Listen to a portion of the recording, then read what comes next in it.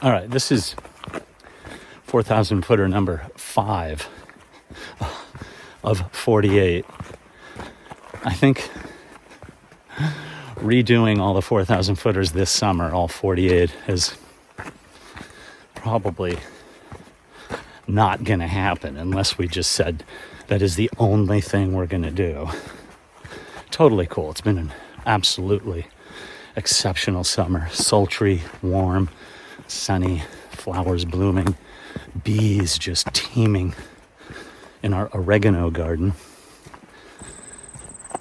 It just happens to be oregano herb garden, and we just let the oregano go wild. I'll cut to a video of it. Amazing. The bumblebees are going crazy. But anyway, so this is number 5.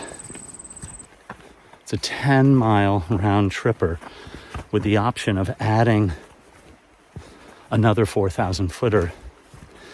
Probably would add 90 minutes to 2 hours. We definitely have the time and the daylight, but I don't know.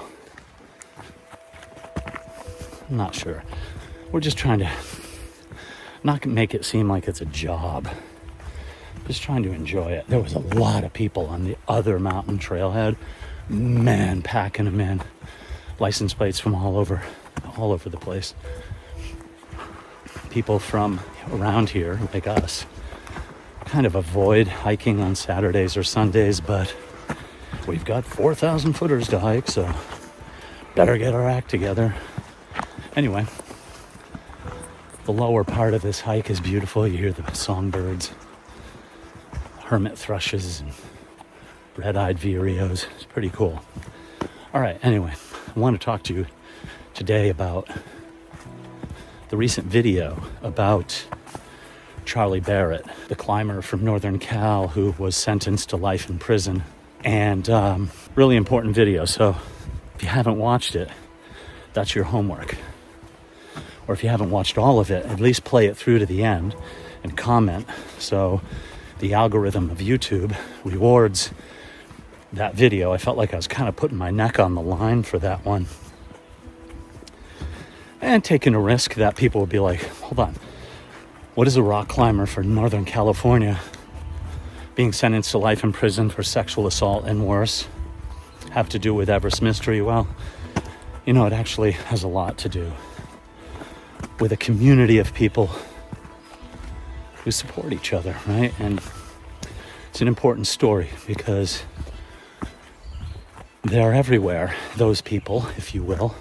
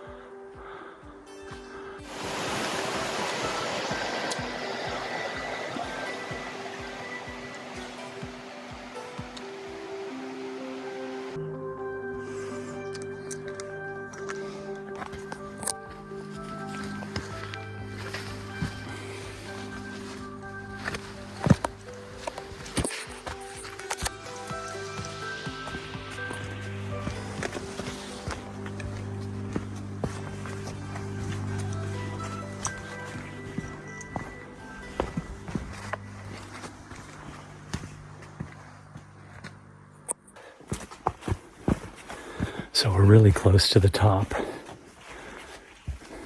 And there's something kind of sacred about approaching the top of a mountain. To kind of quiet the mind, quiet the body.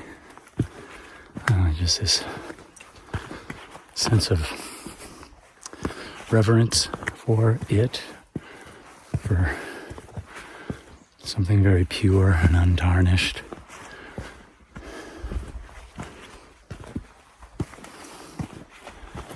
Really nice up here. Some amount of trekkers and hikers, but managed to keep clear of them today. So let's get to the top and see if they even have a view on this one.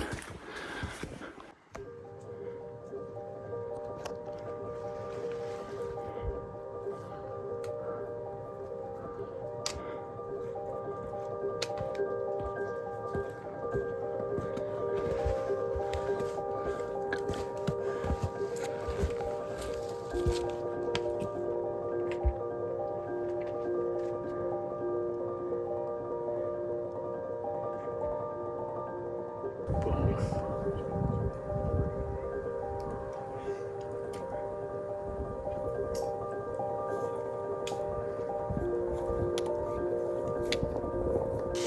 All right, so this is how I'm gonna power up today. This locally made bread.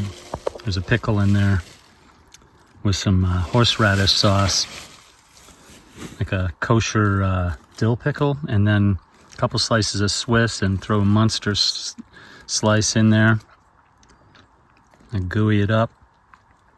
That'll set me up for the hike back down.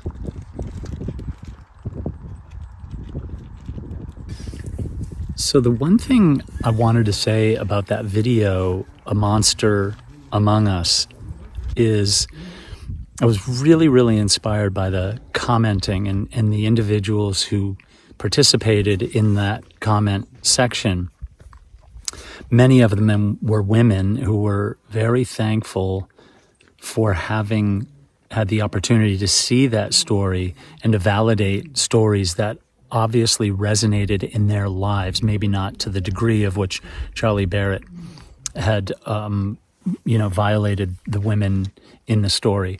But no doubt it resonated in many of their lives, and they were thankful just to see the story out there. And I was really surprised when I started researching the story that I would do a search on YouTube, and there was literally almost nothing about him, and maybe a couple of news reports. So I approached doing this story with a lot of trepidation. I was really nervous about doing it, and I didn't want to offend anybody. Not offend. It's like, you know what, F it if somebody's offended by it. But I mean, I didn't want to, alienate the 60,000 people who think they're going to just see Mount Everest stories and things like that. So it felt like there was kind of stepping out a little bit and taking a chance. But having read the comments, I was really, really encouraged that more stories like this, not necessarily that bad, but more stories that at least angle toward different perspectives in the mountains and in the outdoors. So I'm hoping that as a member or a patron that you'll take the opportunity to comment on that video. And as I had asked earlier, please share it with people or post it to your social media and share your thoughts with others. I think if we have these conversations, more people will feel free to talk about it. More people who are victims of sexual assault will feel free to come forward and at least get into therapy for it. I mean, if they're not going to report the perpetrator.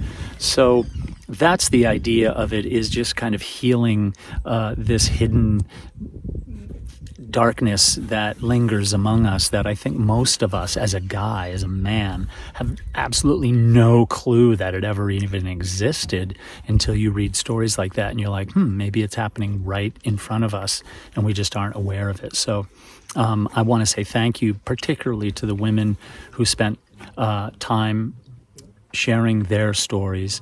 And if there are other stories like it that you want to bring to my attention, please don't hesitate to put that in the comments on the video itself or in the comments of this video. So anyway, I just wanted to say thank you.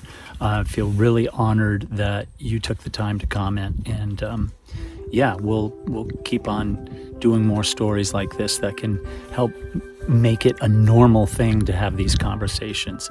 So all my best to you all. So make sure you hit that subscribe button right now so you'll be notified every time a new video comes out on Trekkin' Tales.